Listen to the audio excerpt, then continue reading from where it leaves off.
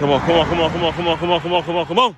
Aswand, Cruickshank, your one and only Move Swiftly speaker, checking in for a daily Move Swiftly thought, giving you a perspective on teamwork that you will not get anywhere else. Sort of a better performance today. It's going for actually 10, cut it off at 8 miles. Again, I do feel like it's the lack of meals, man. I started a little bit later than I normally start, which means my last actual meal was probably about close to 12 hours ago at this point, and attempting to run 10 miles on an empty stomach is a challenging thing to do. I didn't have a banana or anything like that to start. You know, again, not about the excuses out here, over here in the Move Swiftly world, but if you listened to the video yesterday, you saw that it was an improvement, and I'm giving myself, not necessarily giving myself, I'm learning how to train myself to say, hey, look, you gotta stand down. If you gotta stand down one day to make yourself a marathoner, to get your body right as you get up there in age, as the days go by, and it's about continuing and keep your maintenance and things of that nature. At the end of the day, you just got to do what you got to do, all right? All that being said, recording this, April 12th, 2024. This is the day after the world found out that the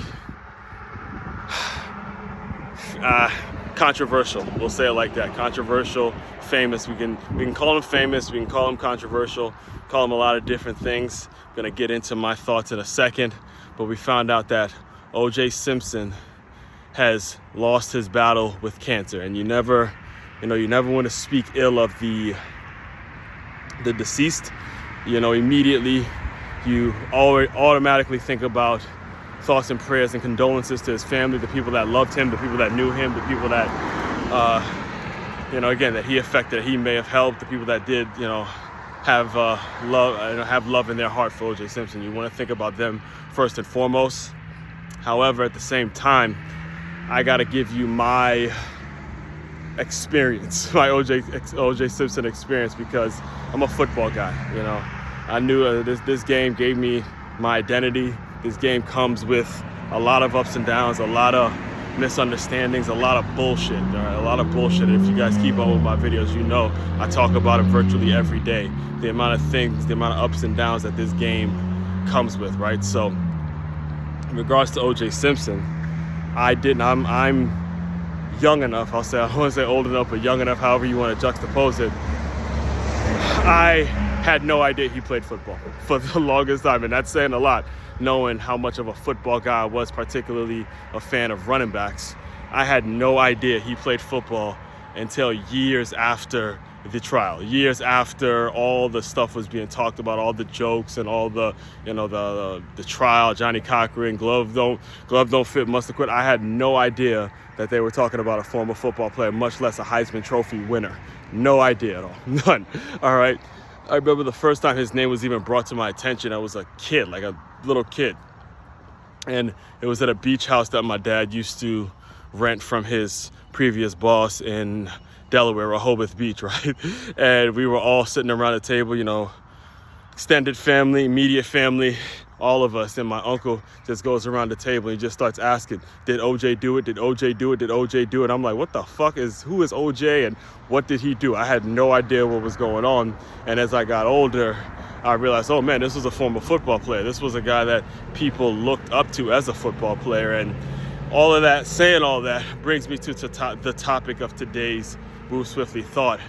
Is it reinforces a message that I'm sure I've given on multiple occasions on this podcast, and I'll continue to give it whenever we see situations like this, is understanding you, listening to me, you have the day you were born and then you get a dash. That's it. That's it.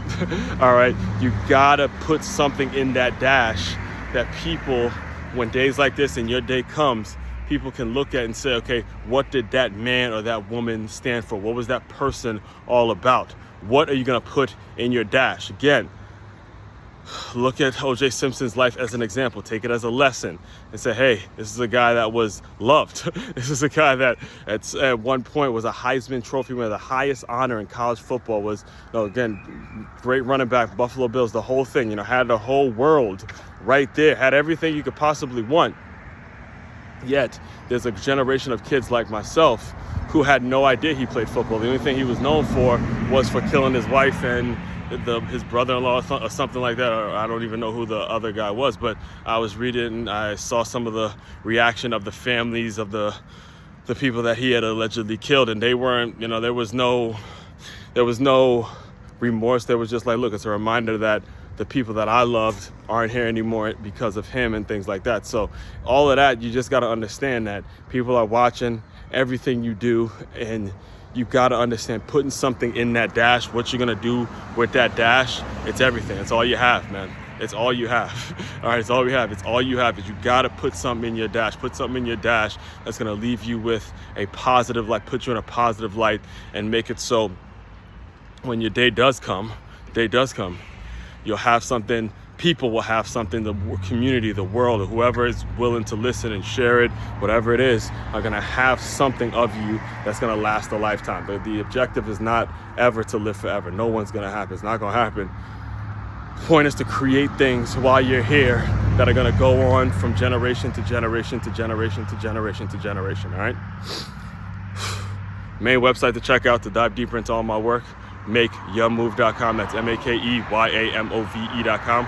One-stop shop for your teamwork and your self-development needs. Aswand, Cruickshank, your one and only Move Swiftly speaker checking out. You guys continue to move swiftly. We will talk more soon.